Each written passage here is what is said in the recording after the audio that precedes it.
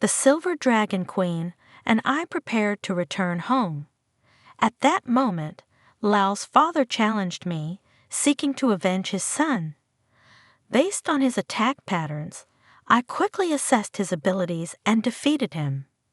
As I was about to leave the academy with the Silver Dragon Queen, I noticed our daughter witnessing the entire fight. She praised me directly and gave us cookies she had baked. I affectionately touched her head, but the Silver Dragon Queen seemed lost in thought, staring at my hand. After bidding farewell to Vice Principal Wilson, Leon, and Roswitha, we left the teacher's office building together. Leon, hands in his pockets, chatted with Roswitha as they descended the stairs. Roswitha, arms crossed, walked down silently, though she responded to Leon's words, albeit with a hint of impatience. The warm sunlight bathed the staircase, creating an illusion of a harmonious couple engaged in normal conversation. Suddenly, Lao's father emerged, accompanied by the fathers of two other classmates, blocking Leon and Roswitha's path. They all glared at Leon and Roswitha with displeasure.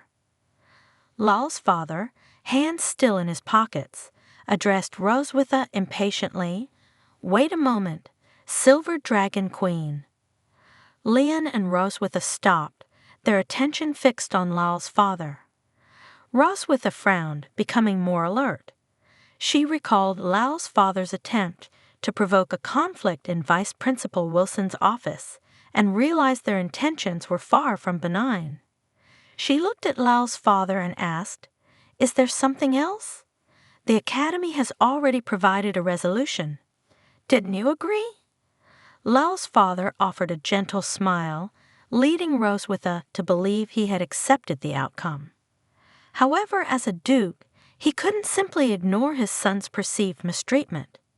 He spread his hand, a false smile playing on his lips, and slowly approached Leon and Roswitha. "Don't be so tense. My polite remarks in the office were merely to save face for the academy. Now that we're outside, we'll settle this according to the Dragon Clan's way." Lao's father locked eyes with Leon, making his target clear. Leon frowned, returning his gaze coldly. Lao's father then pointed forcefully at Leon's chest, as if to provoke him. Leon lowered his head, observing the gesture without reacting strongly. Lao's father said to Roswitha, his tone laced with anger, "I demand a duel with your husband here." Roswitha discreetly surveyed the surroundings, noticing teachers and parents observing them with curiosity. Lao's father's deliberate attempt to create a confrontational atmosphere had drawn a crowd. As the Silver Dragon Queen, she had to consider the implications. Refusal would surely lead to accusations of weakness and cowardice against the Silver Dragon clan. Lao's father grinned, his expression provocative. "You wouldn't refuse, would you?" Seeing his determination for a one-on-one fight and the growing crowd, Roswitha couldn't refuse outright. She approached Leon and whispered, "Do you want to fight? Is your body up to it?" Concerned about Leon's recent recovery, she worried about his ability to fight. However, Leon was resolute. He looked at Lao's father, a fierce aura surrounding him, and punched his left hand with his right. He clearly relished the prospect of the fight. "He's begging for a fight. Of course, I'll accept." Seeing Leon's determination, Roswitha relented. She stood behind him, reminding him, "Go ahead, but don't kill him." Leon flashed a confident smile, casually flexing his wrists as he stepped forward. "Oh, I won't." Just then, the school bell rang, signaling the end of class. Noah, carrying a beautifully wrapped box, exited her classroom. Two young dragons rushed past her. The brown-haired dragon excitedly told the green-haired one, "Hurry, I heard there's a fight in front of the gate." Hearing their conversation, Noah instinctively looked towards the direction they were running. The word fight triggered a sense of unease, reminding her of Lao's father's words in the vice principal's office. Worried, she followed the two dragons. The corridors and school gate were crowded with students watching Lian and Lao's father. Some students even climbed onto the gate's decorations for a better view. Everyone watched excitedly, discussing the unfolding scene.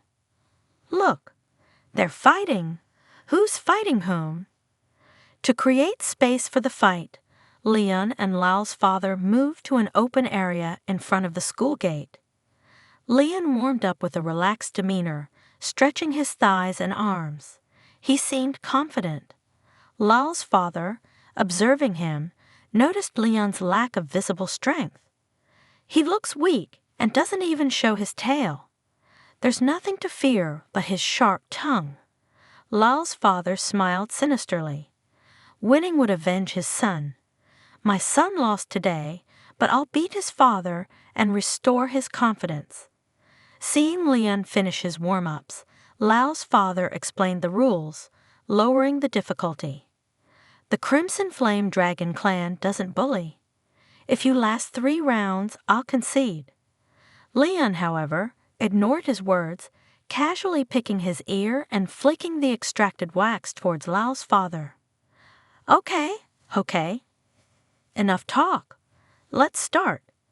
Lao's father, enraged by Lian's provocation, clenched his fists and charged.